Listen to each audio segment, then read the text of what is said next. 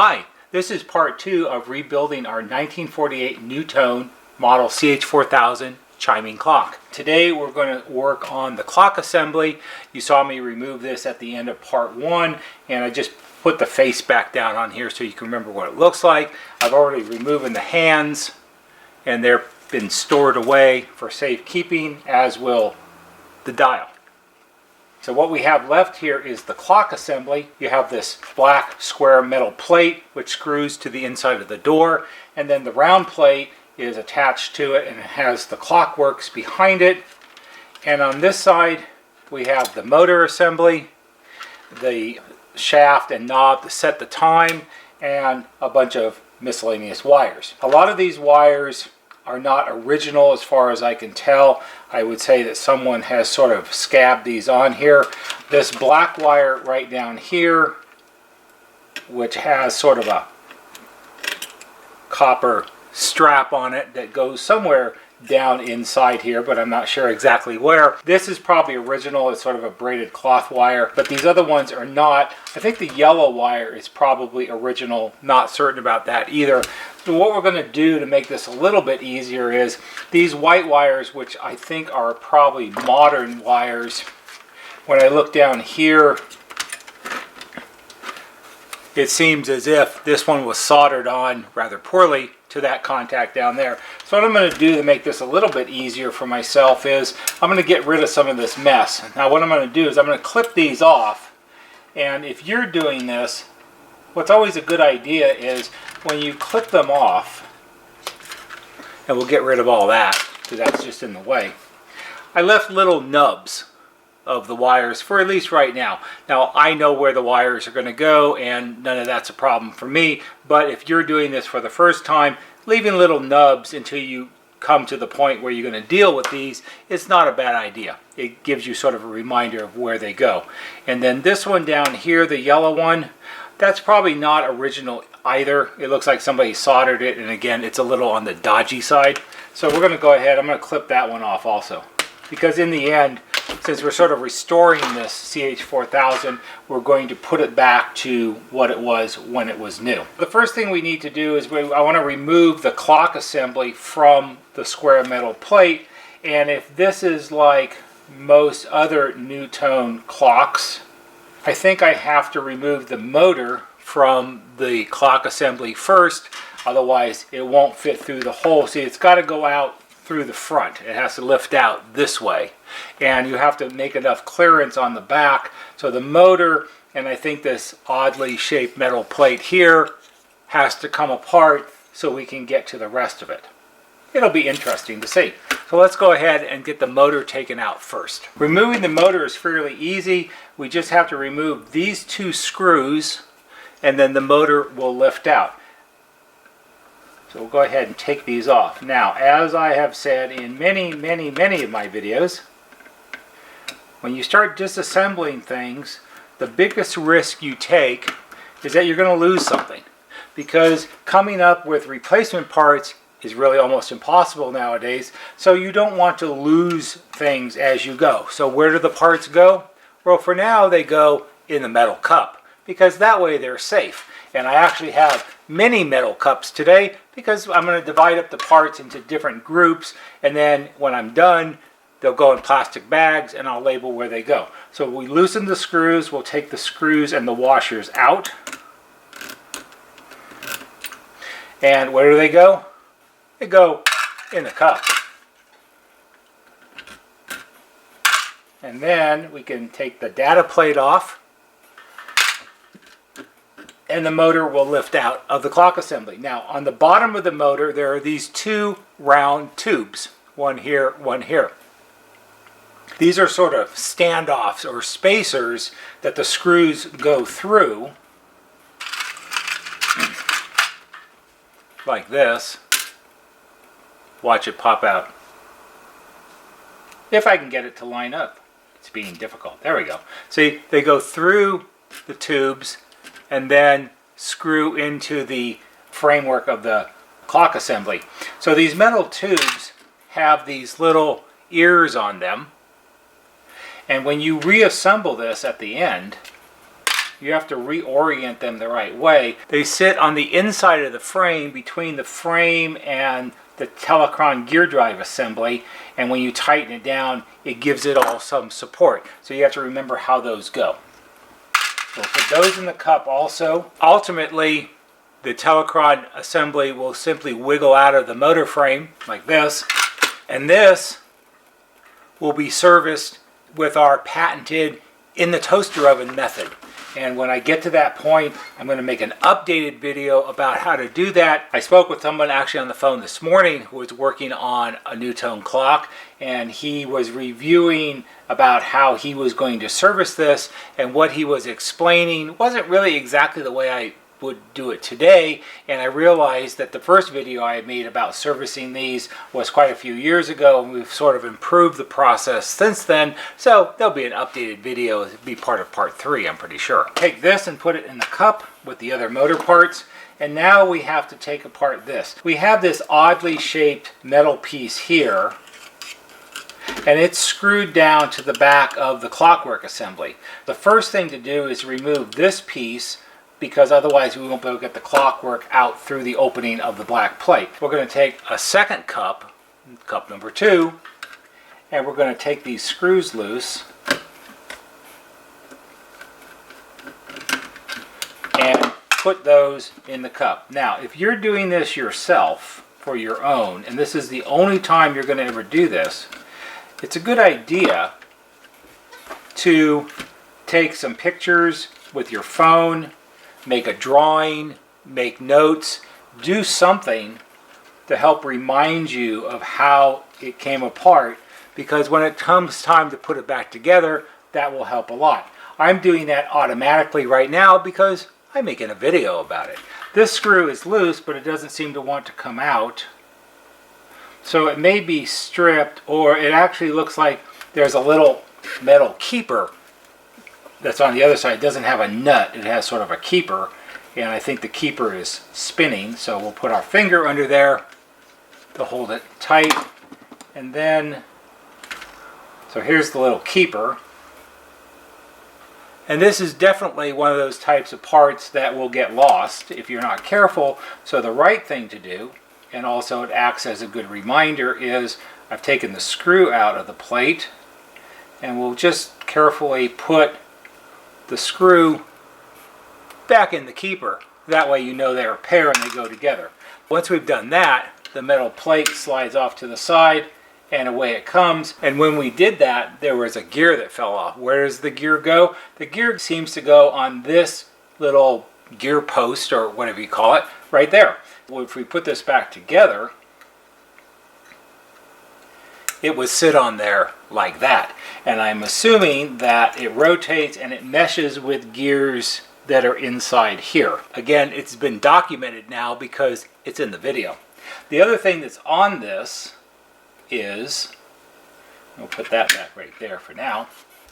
There are these 2 copper contacts. One goes here and one goes right here. And these are held onto the metal plate with, there's a rectangular metal bracket, there's 2 screws, there's an insulating piece of material here, which is probably some sort of fiberboard material or some sort of bakelite material. Then the other side of the copper comes out here, and that's one of the points where one of our janky sort of wires were soldered. And there's also, I think, I have to get my magnifier so I can see. Okay, so there's also, so it's a sandwich. So let me see if I can show you this so you can see how it goes together. Here's our switch sandwich, because I think it is a switch. You have the metal plate here, and then on the metal plate, right under here where it's almost impossible to see, is a piece of what looks like clear plastic. And then you have the piece of copper material that's part of the switch. Then you have the bakelite material here. Then you have the rectangular metal piece here, and it's all held together with the 2 little screws that go through from the front. So that's a pretty elaborate little setup there.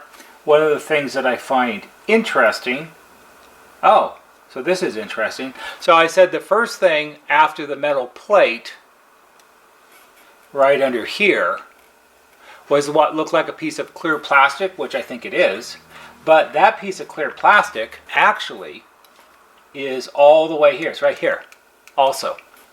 So it's shaped like this. And it goes under the second one and then back around and back down here. So it's this sort of L-shaped piece of plastic right here. It's kind of interesting that they use plastic here and some sort of Bakelite material here. Maybe the plastic was easier to get in this shape or something like that. So these contacts, these are probably switching contacts of some kind. They look a little bit worn.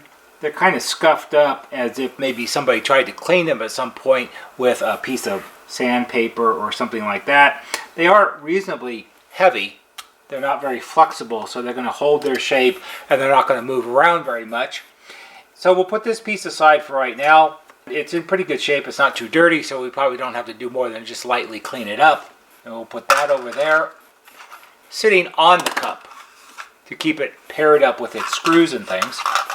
And now we have the Clockwork assembly. Now this gear came out when we took out the metal plate, so for right now we'll put that aside and try to remember where it goes. And now we're down to this. So what we need to do is we need to remove this from the metal plate, because I want to get rid of the metal plate because it's kind of in the way. And to do that, there are two screws. There's one here and one up here. And if we turn it over, those screws are here and here. What are we going to do first? Well, first we're going to get another metal cup. Hey, this has some kind of remains from some other project. We'll dump that over there for the time being. And we're going to take this screw out.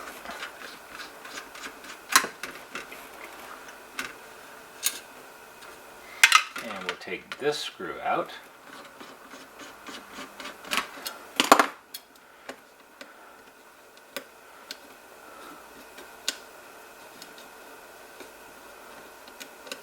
There it goes. And those went in the cup also. Now once we've done that, this just lifts out and we can put the metal plate away. This is going to get put away with the dial face and the hands because they kind of go together. This part, the Clockwork assembly, this reminds me a lot and is probably very similar to the Clockwork assembly that I serviced and cleaned and repaired in our NuTone Chime videos. And I'll try to remember to put one of those pop-up flags right there in case you want to see how that goes also. There's always a nice advantage if you've worked on something that's similar because it gives you a little bit of practice and insight. So if we take these three screws loose, we should be able to remove the round metal plate and get down to the heart of the matter, which are all the gears. And again, everything goes in the cup. Why are we emphasizing the cup today? Because I think I've talked to 3 people this week who said, I've watched your videos and I've done exactly what you did, but I lost some of the parts. Because why? They didn't put them in a cup. We left this off. In the center of the metal plate, there's this brass sort of bushing. That remains on the plate because it's sort of peened over on the back. So that'll get cleaned individually in place because we're not going to try to take that off. And once we've taken that off, this looks very similar. This is pretty much the same exact type of clockwork mechanism that was in our 1936 NuTone time chime, which makes it kind of easy for me. So what do we have here? Well, we have a gear drive, a clock drive assembly with gears.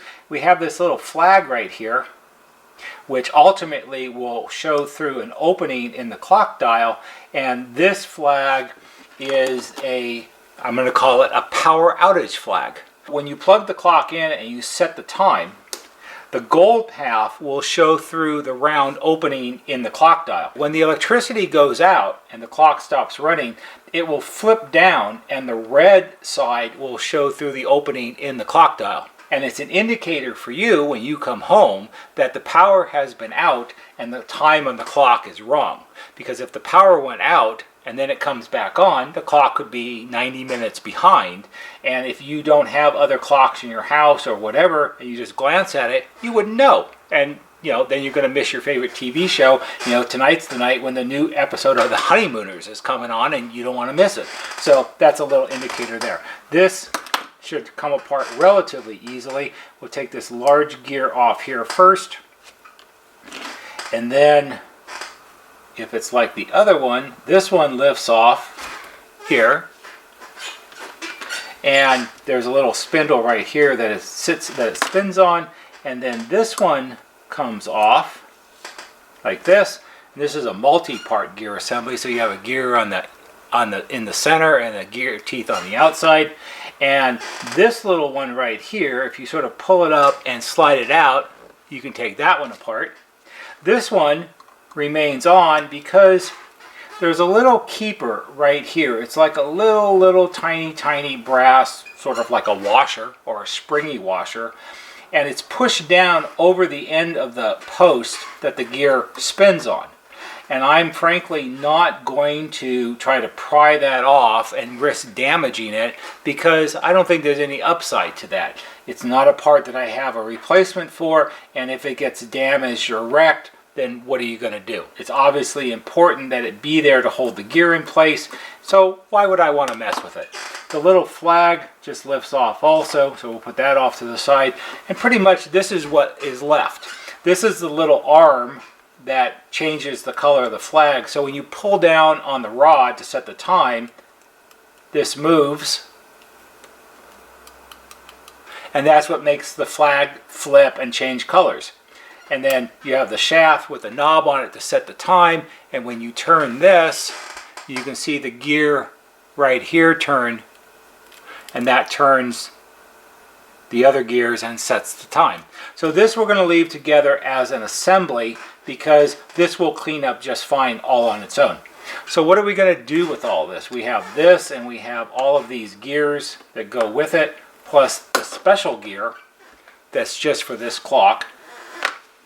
All of these are going to go in the ultrasonic cleaner. Since I've done the Time Chime series, I've actually have serviced other people's clock assemblies. I've learned a little bit more about how to use the ultrasonic cleaner effectively. Oh, and one of the things is the little flag with the colors. This we're not going to put in the ultrasonic cleaner because it might damage the finish on the painted parts, and I don't want to do that. So I'll just clean this up a little bit by hand and it'll be great. So that goes in the cup for now also. The ultrasonic cleaner works really well. It's a fairly inexpensive one. It's in one of the other videos that I did just about that. And again, I'll try to remember to put one of those tags that pops up right there so you can see that if you're interested. What goes in the ultrasonic cleaner is this. This comes from a company called Clockwork, and it's a concentrated clock cleaning solution, surprisingly enough. And it's concentrated, so you mix it. It's 1 part of this to 9 parts water. I actually find that it works a little better if you make it a little stronger, but that's just me. And what I've learned from other clock assemblies like this that I've done is if you put it in and the ultrasonic cleaner has a heater, so I'm going to heat it up to about I think it's about 90 degrees is about right. 85, 90 is a good temperature, it turns out. Running it at full blast and making it almost boil is not necessary. 85, 90 degrees, that's fine. I'll put all of these in the little basket, and what I've been doing is I've been doing 3 30-minute sessions. I'll run it the first 30 minutes, I'll take them out and I'll look at it. Some clocks are really kind of grimy, and then what I'll use is a brass bristle brush, and I'll carefully brush them to get some of the buildup off of it that's softened up. This one's not too bad because it's in the wooden enclosure, so I don't think it gets that dirty. And then I'll run it for another 30 minutes and I'll clean them a little bit again. And then the last 30 minutes, and when I'm done, these should all come out and they should be all pretty shiny, which is good. And then we'll reassemble it all. So that's the end of part 2, and they're going to go in the ultrasonic cleaner. And then next will be part 3. And we'll reassemble all of this and make sure that it works correctly. I hope you found this interesting, and perhaps for someone it will be helpful. If it is, please give it a thumbs up on YouTube, because that always helps. There'll be a banner right here that shows you how to subscribe. Go to our YouTube homepage, click on the bell, and when you click on the bell, click on it to receive all notifications. And every time we post a new video, you'll get a notification and you can watch it. That's all for today. See you on the next video.